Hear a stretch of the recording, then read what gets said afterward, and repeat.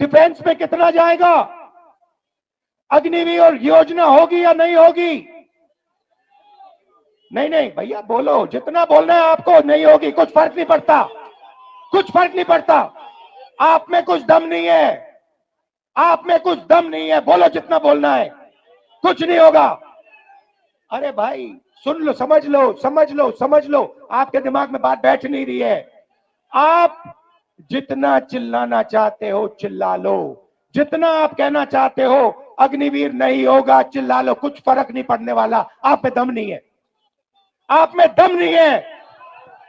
अग्निवीर होगा, अग्निवीर होगा। क्यों? क्योंकि अदानी चाहता है इसलिए अग्निवीर होगा, मोदी चाहता है इसलिए अग्निवीर होगा। कैसे? वो क्या दम नहीं है आप में? कैसे नहीं होने देगा? हो रहा है। आप चिल्लाते हो और कुछ नहीं करते, दम नहीं है आप में। 73% में दम नहीं है। सुलह रख, मैं बताऊंगा आपको रास्ता, मैं रास्ता बताऊंगा, मगर दम नहीं है तुम लोगों में। तुम लोग सोए हुए लोग हो।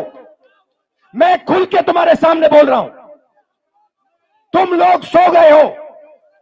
73% हिंदुस्तान का जो बब्बर शेर है, जो इस देश को चलाता है, जो इस देश को आगे ले जाता है, वो सो गया है, डर गया है।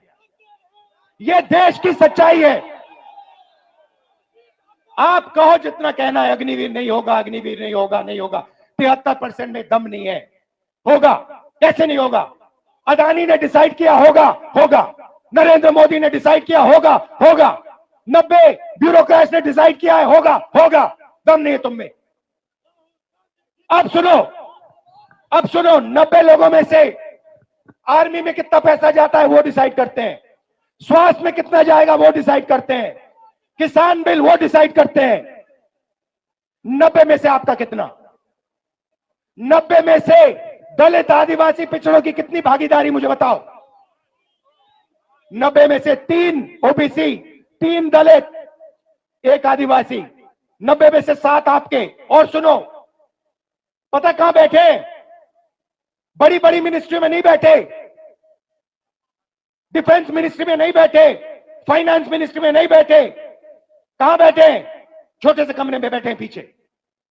और उनको कहा जाता है तुम लोग चुप हो जाओ, ज्यादा बकवास मत करो, नहीं तो तुम्हारा एसीआर उड़ा दिया जाएगा। एसीआर समझते हो?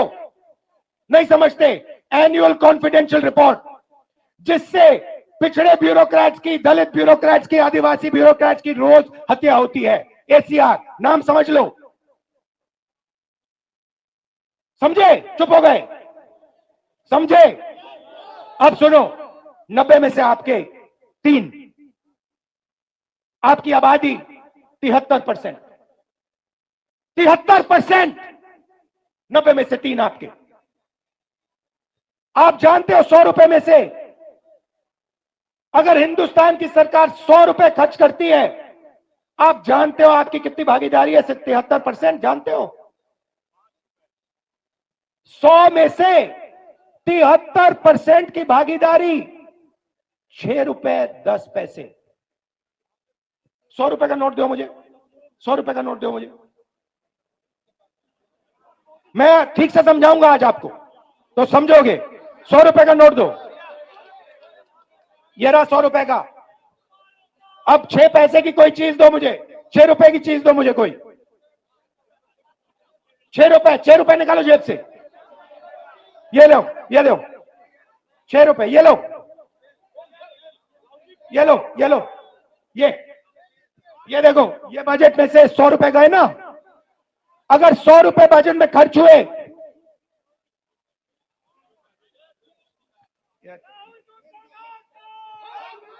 ये है आपका, ये लो, देखो, अच्छी तरह देखो, अच्छी तरह देखो इसको, ये है तुम्हारी भागीदारी। ये कम है, इसको तुम्हें उठा के फेंक देना चाहिए।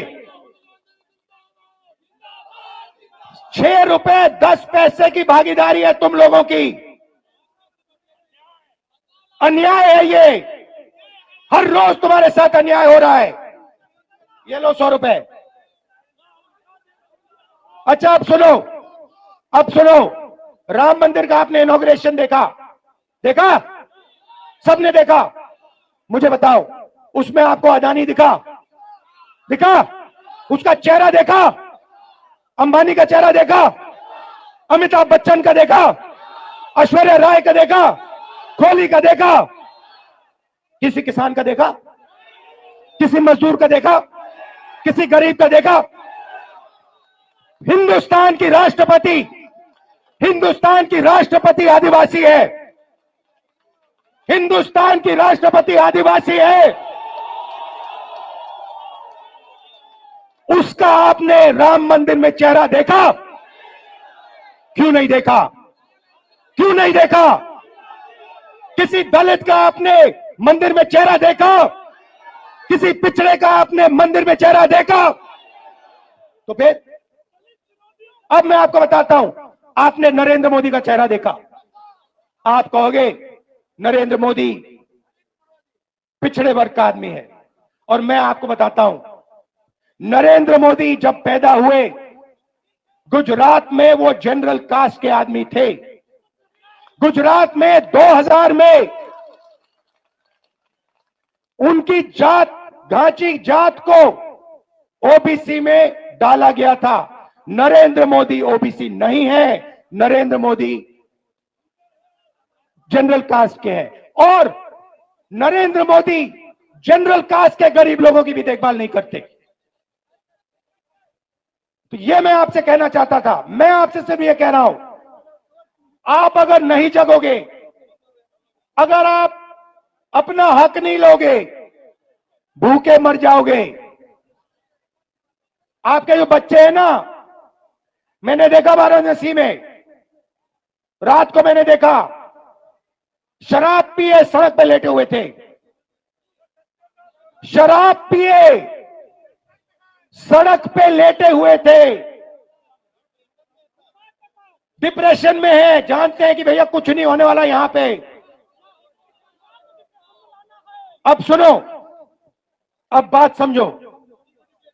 रास्ता आपने मुझसे पूछा, मैं आपको बताता हूं।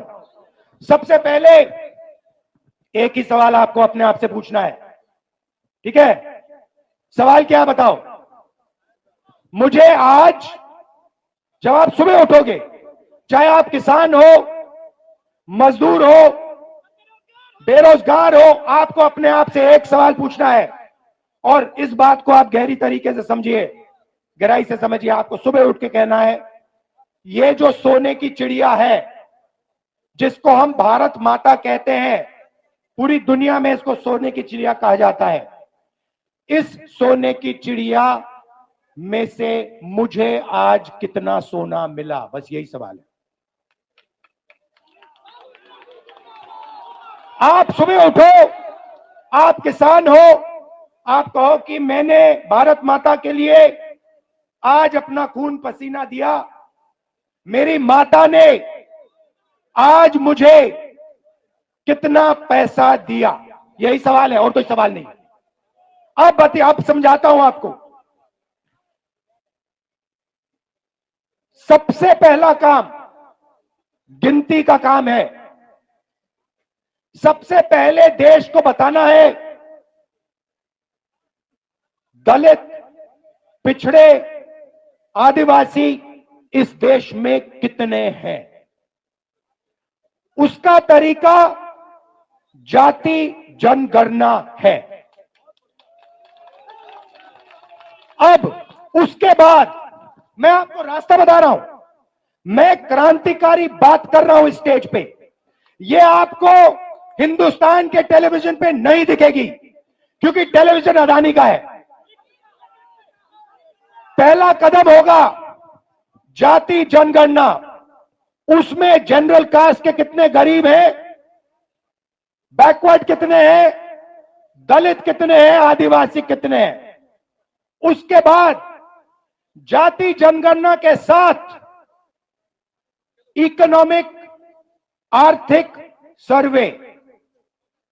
उसके बाद पता लगेगा कि पिछड़ों के पास इस देश का इतना धन है, गरीब जनरल कास्ट के पास इस देश का इतना धन है, अमीर जनरल कास्ट के पास, अरबपतियों के पास इतना धन है, पिछड़ों के पास, दलितों के पास, आदिवासियों के पास इतना धन है।